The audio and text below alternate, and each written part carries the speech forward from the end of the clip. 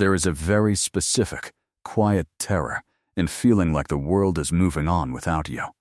You wake up to a ceiling that feels heavier every morning, carrying an internal monologue consisting entirely of questions you can't answer. You look at your peers hitting milestones, accelerating their careers, building lives, while you feel like you are anchored in cement. When you are trapped in this psychological loop, every minor setback feels like a catastrophic verdict on your worth, and every closed door feels intensely personal. Over time, the exhaustion compounds, and a dangerous illusion takes root. You begin to believe that being broken is simply who you are now. But what if the narrative you are telling yourself is entirely wrong? What if this brutal season of your life isn't a permanent destination, but a violent clearing of the path? History's most formidable individuals didn't possess immunity to failure. They simply understood a fundamental truth about human adaptability. They refused to let their current coordinates dictate their final destination. Instead of asking the victim's question, "Why is the universe doing this to me?" they asked the strategist's question, "What is this forcing me to become?" Machiavelli observed that times of extreme volatility are the ultimate filter. They expose those who shatter and those who adapt. Reality will strip away your comfort to test your resilience, and it will often dismantle the current version of you to force a necessary evolution. The tragic flaw of the masses is that they fight the breakdown. The elite learn to leverage it. To be clear, the strategies we are about to explore are not about adopting a toxic, ruthless persona or masking your pain with fake positivity. This is a masterclass in psychological reconstruction. It is about engineering absolute discipline when inspiration is dead. It is about reining in your neurological impulses, operating from cold clarity amidst chaos, and executing on purpose rather than reacting in fear. Here are the 7 psychological frameworks designed for anyone who has hit a wall, lost their way, or watched their plans disintegrate. These are the cognitive mechanisms that will allow you to rebuild your reality from the ground up. But you must understand this first. Your external world will never change until your internal framework does. As you absorb these concepts, analyze your own life ruthlessly. Passive listening is useless. Strategic application is everything. Before we dive in, anchor your commitment by typing this exact phrase in the comments below.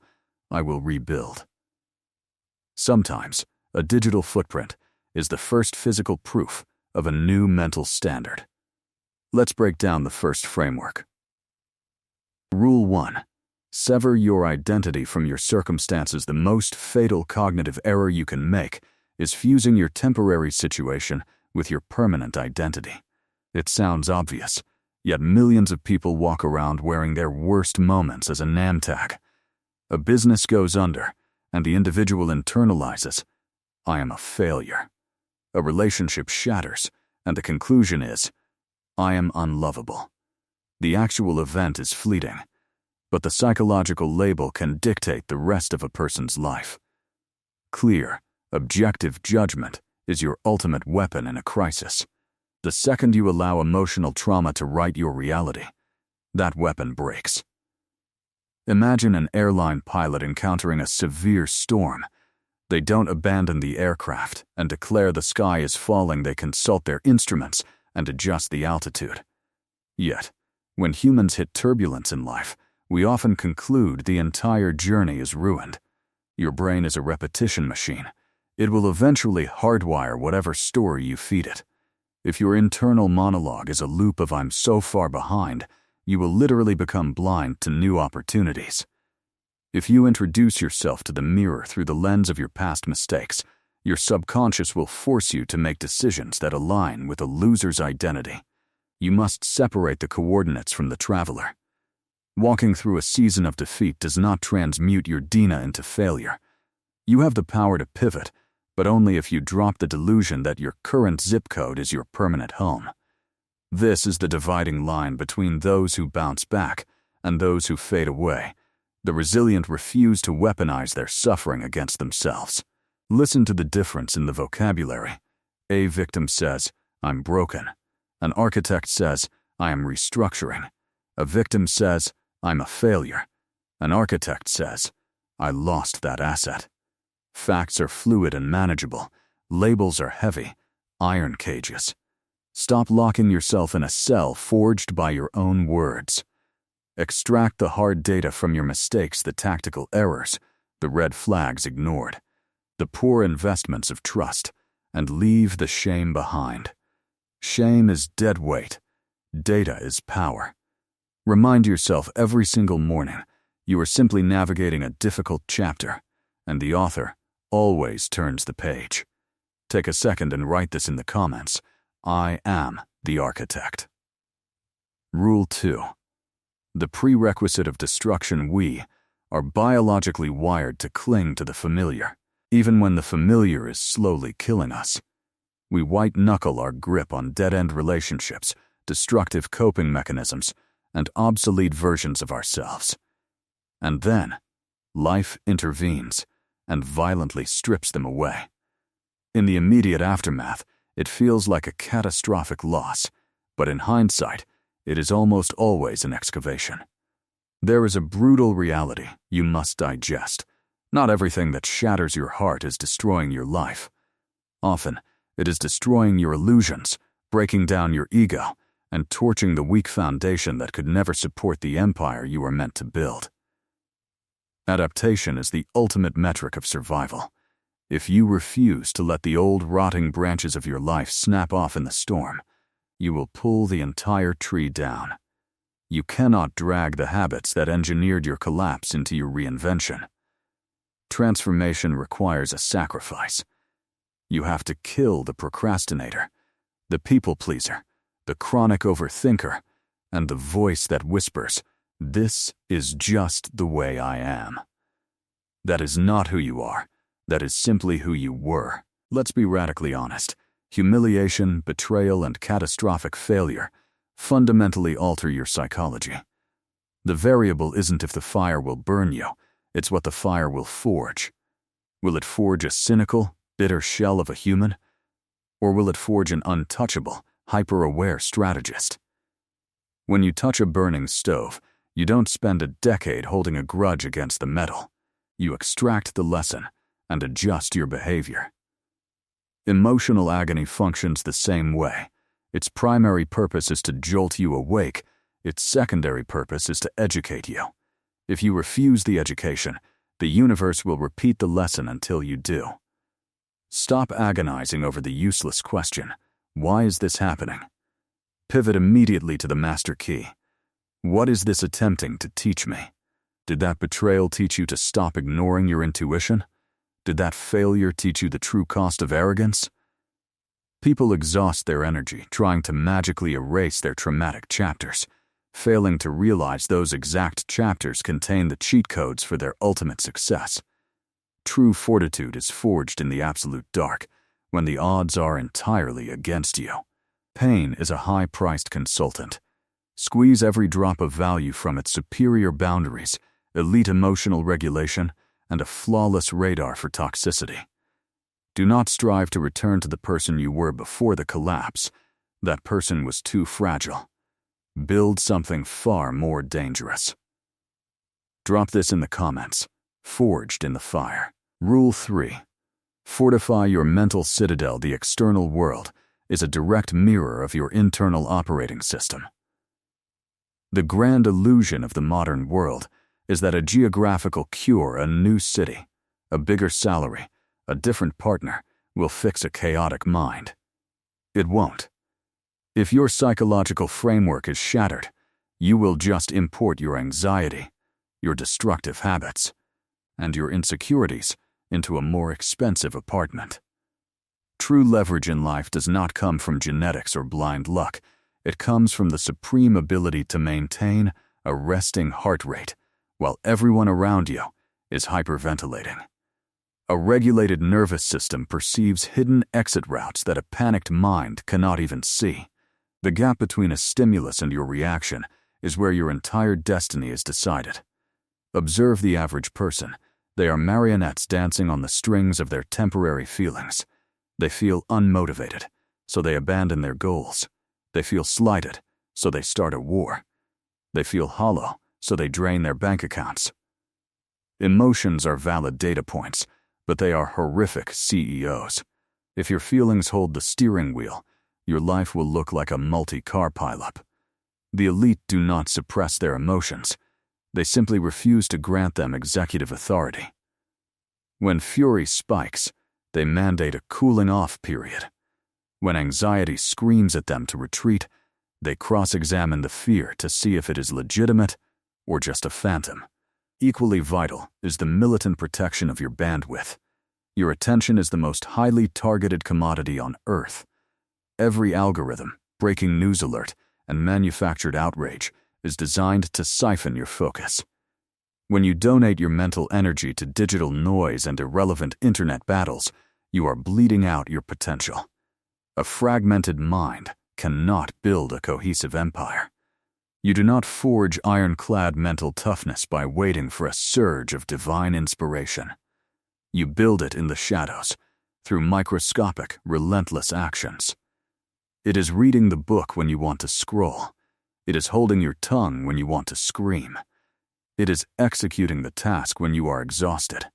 Every time you honor a commitment to yourself, you deposit currency into your self-worth account.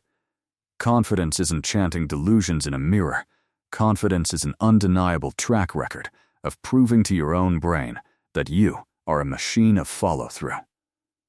Write this in the comments. I master my mind. Rule 4. Engineer your ecosystem. We love to romanticize the lone wolf, conquering the world through pure, unadulterated willpower. It's a great movie plot, but a terrible life strategy. Willpower is a finite battery. Your environment is an invisible gravity that pulls on you 24 hours a day. The specific audio frequencies you listen to, the aesthetics of your room, the psychology of your inner circle, these elements are quietly programming your future self. Nobody operates in a vacuum. If you plant the most expensive, genetically flawless seed in radioactive, barren soil, it will rot. Many people falsely conclude they are defective, when in reality, they are just trying to bloom in a toxic wasteland. Audit the voices in your immediate orbit. Are they architects of solutions, or are they professional victims? Cynicism and apathy are highly contagious viruses. If you marinate in an ecosystem of people who accept mediocrity, your own subconscious baseline will drastically lower. It is not a moral failing. It is human biology. Curating your environment is the ultimate act of self-preservation. This does not necessarily mean initiating dramatic fallouts, but it means heavily restricting access to your energy. Some interactions leave you recharged, others leave you completely hollowed out. Start acting like an elite bouncer at the door of your own life. This principle applies tenfold to your digital diet. Millions of humans open their eyes in the morning and immediately invite the world's tragedies, toxic comparisons, and polarized screaming matches into their bed. Before their feet even touch the floor, their dopamine receptors are fried. The human brain was not engineered to process the collective suffering and vanity of 8 billion people before breakfast. Optimize your physical space. A chaotic desk breeds a chaotic mind. Establish a morning protocol that creates an anchor of control before the chaos of the day hits. Learn the lethal effectiveness of the word no. A default state of hyper-availability is not a virtue, it is a lack of boundaries. When you surgically remove the friction from your environment, excellence stops requiring massive effort and simply becomes your default setting. You no longer have to fight off distraction because you never let it enter the room. Type this below. I protect my ecosystem. Rule 5. The weaponization of patience. We live in an era addicted to microwaves and slot machines. We want massive payouts with zero delay. We are bombarded with the curated highlight reels of 21-year-old millionaires and 30-day physical transformations. If you fall into the trap of measuring your raw, unedited behind-the-scenes reality against someone else's heavily filtered finale, you will trigger your own depression. True strategists know that aggressive action without tactical patience is just a recipe for burnout. Do not confuse patience with lethargy. Lethargy is sitting on the couch, hoping the universe delivers. Strategic patience is ruthlessly executing the daily blueprint when the audience is empty, the bank account is low, and the applause is non-existent. When you initiate a major pivot in life, the first phase is going to feel incredibly clumsy. It will feel like you are pushing a boulder up a vertical cliff. But under the surface, deep neurological rewiring is occurring. The roots are digging deeper. Then, seemingly out of nowhere, the momentum shifts. The public will call it an overnight success. They will not see the thousands of lonely, unglamorous hours that purchased that moment. Comparing your Chapter 1 to someone else's Chapter 20 is a supreme act of self-sabotage. Massive, ancient trees that survive hurricanes take decades to fortify their trunks, while weeds shoot up overnight and die in the first frost. Do not artificially accelerate your foundation. Furthermore, stop seeking premature applause.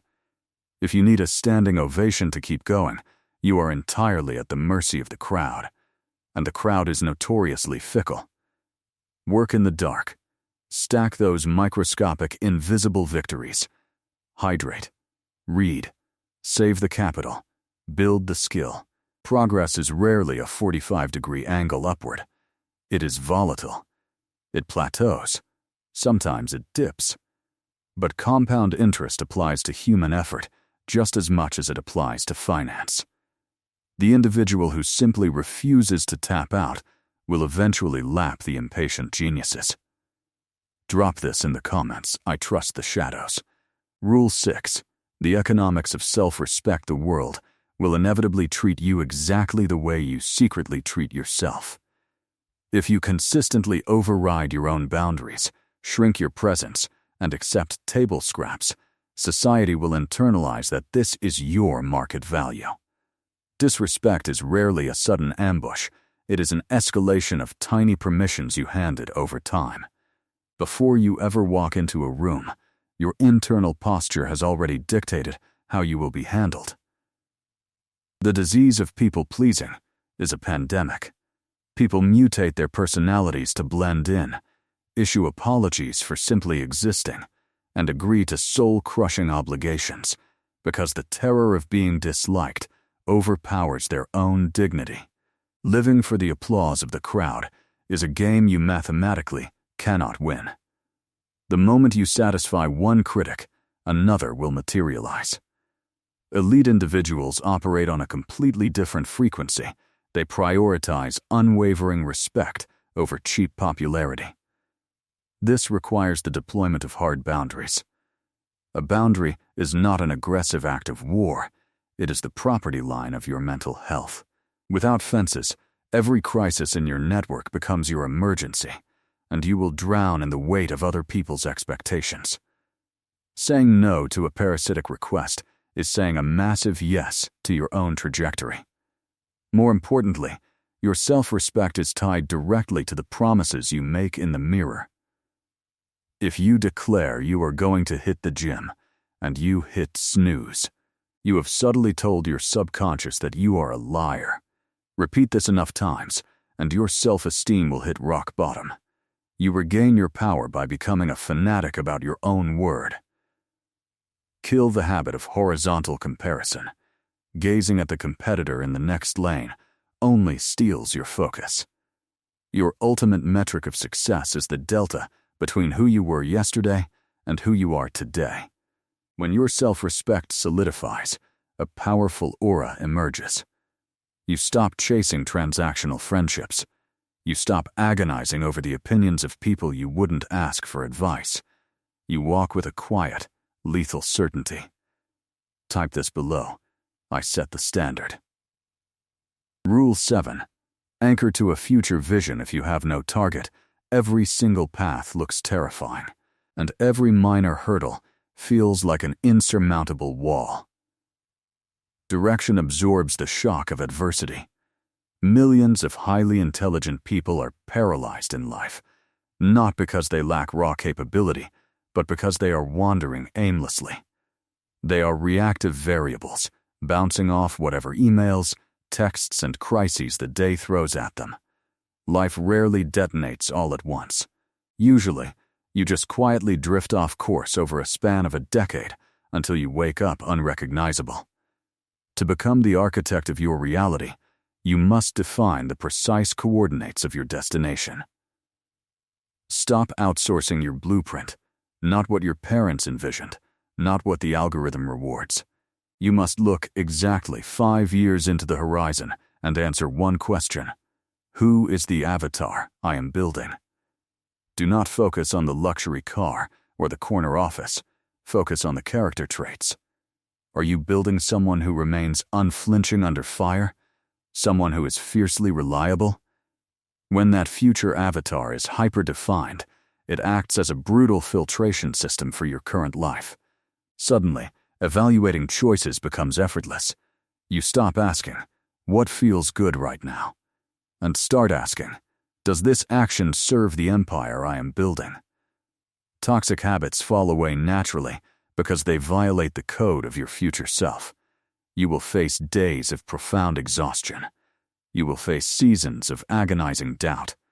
In those moments of darkness, your vision is the only lighthouse that will keep you from crashing against the rocks. A ship captain doesn't change his destination just because the water gets choppy. Do not wait for a lightning bolt of perfect clarity before you make a move. Action generates data, stagnation generates anxiety. Start walking, take the hits, and recalibrate on the fly. This vision is a sacred contract with the future version of you. It is a vow that your past failures will never be given the microphone again. Your history is just a reference manual. Your vision is the blueprint. Before this video ends, stamp your intention in the comments. My future dictates my present. If you have watched until this exact moment, you already possess the one trait required for a massive comeback, the self-awareness to know you are meant for more. Hitting rock bottom isn't the end of your biography. It is the inciting incident of your hero's journey. We have deconstructed the absolute necessity of separating your identity from your crisis. We explored why the old you must perish for the new you to breathe. We engineered the mental citadel, purged the toxic environment, weaponized patience, and resurrected your baseline of self-respect. And you are now armed with a definitive vision. But understand this: intellectual entertainment is not transformation. Watching documentaries will not save you. The execution of the next 24 hours will. Make one ruthless decision. Cut one toxic thread. Keep one difficult promise to yourself. Do not wait for the perfect conditions. The perfect conditions are a myth. Use the shattered pieces of your current life as the bricks for your empire. If this psychological breakdown rewired your perspective today, secure your place in this community by hitting the like button and send this video to someone who is currently walking through hell. Be the catalyst they need.